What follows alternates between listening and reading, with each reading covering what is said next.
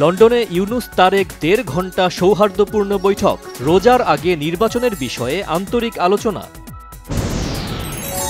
Doctor Yunus ও তারেক রহমানের বৈঠক শেষে দুই পক্ষের প্রতিনিধিরা বলেছেন তারা সন্তুষ্ট। বিএনপি মহাসচিব মির্জা ফখরুল ইসলাম আলমগীর বলেছেন ডক্টর মোহাম্মদ ইউনুস ও তারেক রহমান দেশকে সামনের দিকে আশা নিয়ে এগিয়ে যাবার স্বপ্ন দেখিয়েছেন। ডক্টর ইউনুস ও তারেক রহমানের বৈঠকের পর রাজনীতির মাঠে উত্তাপ কমবে বলে মনে করছেন বিশ্লেষকরা। একটি দলকে বিশেষ সুবিধা দিতেই নির্বাচনের তারিখ এগিয়ে আনা হয়েছে বলেছেন এনসিপির মুখ্য সমন্বয়ক নাসির উদ্দিন পাটোয়ারি। প্রধান উপদেষ্টা ডক্টর মোহাম্মদ ইউনুসকে বই ও কলম উপহার দিয়েছেন বিএনপির ভারপ্রাপ্ত চেয়ারম্যান তারেক রহমান। টিউলিপের বিরুদ্ধে ওঠা অভিযোগ আদালতের বিষয়, তার সঙ্গে সাক্ষাৎ নয় বিবিসিকে বলেছেন প্রধান উপদেষ্টা ডক্টর মোহাম্মদ ইউনুস। ঈদের লম্বা ছুটি শেষ হচ্ছে আগামীকাল, বেড়েছে ঢাকামুখী মানুষের ভিড়। ঈদের ফিরতি পথে বেশিরভাগ ট্রেন ঢাকা এসেছে যথাসময়েই, বাস ও লঞ্চে ভোগান্তি।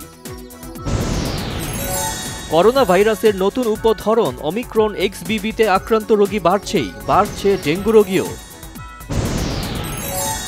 ঈদের পর প্রথম শুক্রবার বাজারে মাছ ছাড়া নতুন করে কোনো পণ্যের দাম না বাড়লেও কমেছে মুরগি সহ বেশ কিছু পণ্যের দর। সিলেটের দুটি গ্যাস ক্ষেত্র থেকে 16 মিলিয়ন ঘনফুট গ্যাস জাতীয় গ্রিডে যুক্ত হয়েছে জানিয়েছেন বিদ্যুৎ ও জ্বালানি উপদেষ্টা অধ্যাপক ফাউজুল কবির খান। পঞ্চগড় জেলার গোলাবাড়ি সীমান্ত দিয়ে এবার নারী শিশু সহ 7 জনকে পুশ ইন করেছে ভারতীয় সীমান্তরক্ষী বাহিনী BSF। গোপালগঞ্জের কোটালীপাড়ায় সুদের টাকা লেনদেনের বিরোধকে ঘিরে গ্রামবাসীর মধ্যে 2 ঘণ্টাব্যাপী সংঘর্ষে অন্তত 20 জন আহত হয়েছে।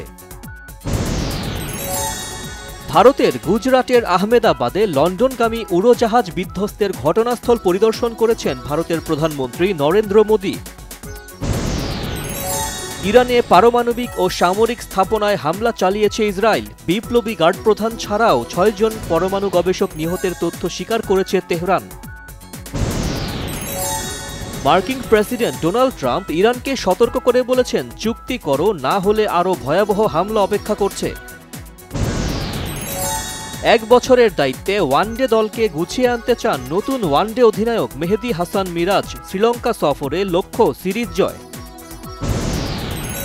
বিশ্ব টেস্ট চ্যাম্পিয়নশিপ ফাইনালে লর্ডসে দক্ষিণ আফ্রিকার বিপক্ষে দ্বিতীয় দিন শেষে 218 রানে এগিয়ে অস্ট্রেলিয়া। প্যারিসের বিখ্যাত আইফেল টাওয়ার থেকে নিজেদের হানিমুনের স্মৃতি ভাগ করেছেন মেহজাবিন ও রাজীব, ছবি পোস্ট করে লিখেছেন স্বপ্ন মনে হলে এটাই বাস্তব।